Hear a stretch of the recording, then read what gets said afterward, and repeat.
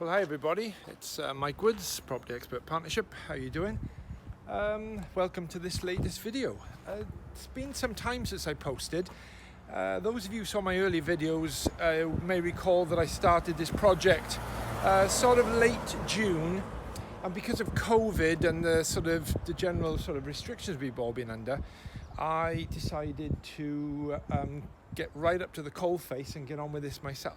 So I thought I'd take you inside but show you the outside first. We've started the painting on the outside and I've used a spray gun, but because of the weather and one thing and another, I've concentrated on the inside. I just need to finish off this and paint round the window reveals. My windows are in now, hence why I've got the plastic on to protect them. So I'll just take you inside. I'll take you into the back door.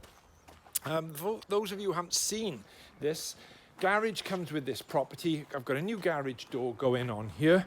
I've had this paving done now. This was very, very uneven earlier on, or the other week. And so what I decided to do was just pave over the whole lot. Had a guy in, 40 square meters of paving. Lovely garden here, apple tree, and we've got some work to do down here. We've got an outside shed here as well, so I've agreed with the renderer. We're going to render that over. Greenhouse is going to go. Little burning patch here. So let me take you inside. So as I mentioned to you, I'll put some pictures in this video as we go along. So this was a 4-bedroom.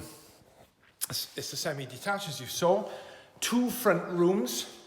So we came into the property through the front door, doorway into this room here, which I blocked up. And then there was an opening here, or rather, sorry, there was a wall there. We've created this opening. I've put an RSJ in here with my pad stones, 450 long reinforced concrete lintels cut as pad stones. Now, as the other videos that you'll see if you do look back in the small series here, is the walls here were not too bad in terms of having to hack them off. So I didn't have to go back to brick, as some people say. But as you know, under building regulations, Part 1L, or Part L1, sorry, get my order right. Part L1 requires you to thermally insulate the walls if you hack off more than 25%. Well, I didn't have to hack off more than 25%. The walls were, render was, and plaster was reasonably good, but it wasn't good enough for me to paint over. There was wallpaper and some Artex on. So what I decided to do was batten and board. So I battened it and boarded it all. So in my earlier videos, you'll see how I did that. Taking you back into the kitchen, my doors have gone on with my carpenter this last couple of days, and I've put this kitchen in, which I'm really pleased with. Here's the thing about putting your kitchen in. The units are very easily to place, but it's the fitting of the fiddly bits, the pelmets, the cornices, the end panels, getting everything just right, cutting the end of the worktop with the right sauces and chip. So my carpenters helped me with those bits and pieces, those finishing bits, which are very important, because that's important about what people see, of course. So those of you who saw the earlier videos, there was a doorway in this wall into what was the original kitchen. So what we decided to do is make this old parlour room the kitchen, and then we go out, change the kitchen window into a patio door. So now we've got this living, open plan, dining kitchen. So I think, you know, when we put this for sale, and we say the kitchen diner is just over 8 meters long, which is 24 foot by 4 meters, 12 foot.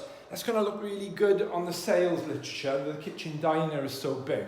So I'm really pleased with this. I'm just ready to put my extractor hood up. A little problem with the fixing in the plaster boards. I put the right fixings in, but the actual bracket started to dig into the plasterboard and pull out, so I wasn't happy with that, so I took that off earlier on today, and I'm going to remount it. So I've taken you upstairs. Remember, this is a 4-bedroom semi. Stairs are the same stairs, nothing wrong with the stairs, no need to change them. I've taken the balustrading out, and I'm going to put some glass panels in here. So I've kept the original hardwood railing. That's going to be painted, unfortunately. Into the front room, single bed box room, but that's how it is. So under COVID now, the government encourage everybody to work from home, so maybe a home study. Front bedroom, as it originally was. I've changed the windows. This is a lovely bright room. This is just after 4 o'clock in the afternoon, so front is facing west, so we get the sun. Lovely fresh room. Again, I've battened and boarded this wall, which is the external wall, and I battened and boarded the front wall. This ceiling did have Artex, so I had my plasterer skim the whole room and skim over the Artex, and I've then sprayed this room with my new toy, my spray gun. It took me about 20 minutes to spray the whole room, because once you get going with the gun, you've got to keep going. My landing is the same, so again, always a bit of a job for a plasterer to plaster high up on this landing. So we've given this one coat of paint, see where the undulations are and where we need to fill, and we'll just patch that and we'll come in with some more paint. So this is where one of the changes happened. This is the rear bedroom. Again, some lovely sized rooms in this house, nearly 4 meters by 4 meters. And before I show you this, it's best I take you this way and you can see how it works out. So underneath this area here which is the kitchen now, which was this parlour room I mentioned. Chimney breast here, don't take it out, it's too much money to knock all that off. So this was the room here where we are, which is on top of that parlour room, and it was a bedroom. And then above the kitchen, as was this extension, which was the bathroom. Now, as you saw in the earlier videos, you know, this room with this view had to be a bedroom, quite simply, and to have frosted glass on here was a heck of a shame.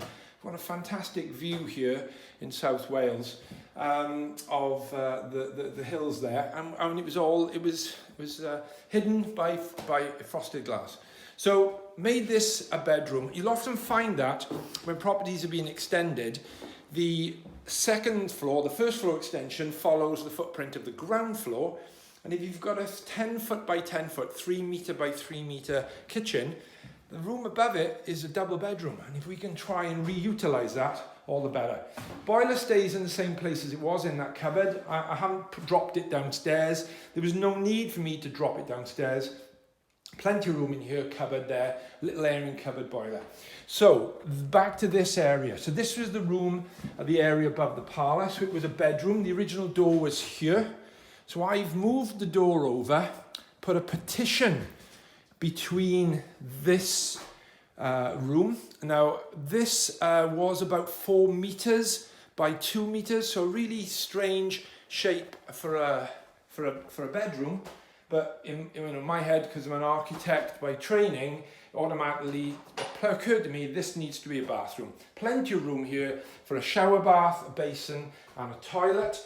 And the other side of that partition, because this is a 4-bedroom house, one bathroom just simply isn't enough. So take you back to this change here, which you can now understand what's happened, is I knocked a hole through that external wall there.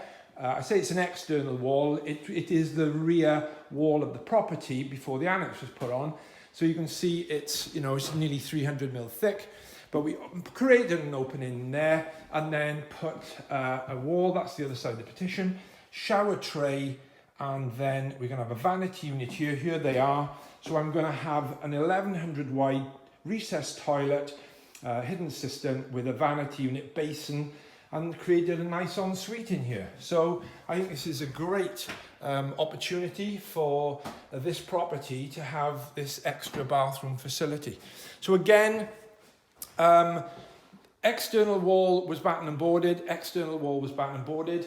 That wall was an original wall which was wallpapered, as was this. So we had the whole room skimmed, and then I've painted it again with my new Thomas spray gun, and I'm really pleased the way it's come out. Again, it took me to do these 3 rooms about an hour and a bit, and I used 20 litres, tell a lie, I used 15 litres of paint.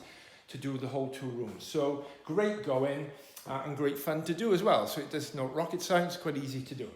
So there you are, guys. Hope you found that interesting. I will do another video now, which is going to be more or less the completion of this property. Any questions, as normal, please ask. I look forward to helping you as I do, and I look forward to seeing you again in the future. Bye-bye.